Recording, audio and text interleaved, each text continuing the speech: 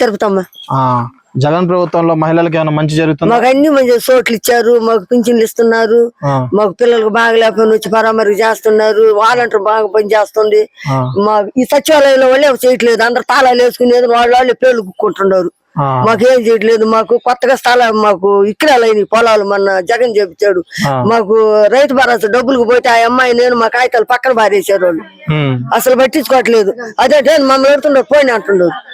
మరి ఎమ్మెల్యేకి చెప్పండి. ఎమ్మెల్యేకి చేతులు వస్తాడు, ఇంటింటికి ఎమ్మెల్యే వస్తాడంట కదా, ఆయన చెప్పేస్తాం. బుర్రా మన్సూర్రావు వస్తున్నాడుగా, కొత్తగా వస్తున్నాడుగా, ఈ ఆదిరెడ్డి ఆగిపోయాడు కదా, ఆయనకే చెప్పుకుంటాం. మాకు ఆదిరెడ్డి ప్రభుత్వంలో గానీ జగన్ ప్రభుత్వంలో గానీ మేము ఇరుకులాలమే, మాకేం పాలిటీ రాలేదు. మా ఊరు నాయకులు కూడా మమ్మల్ని బాగానే చూసారు. మాకు జగనే కావాలనుకుంటున్నాం మేము.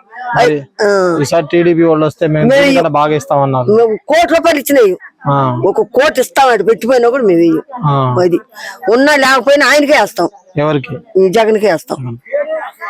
అది మేము మిగిలిన మొత్తం మేము జగన్కే వేస్తాం. Please subscribe. News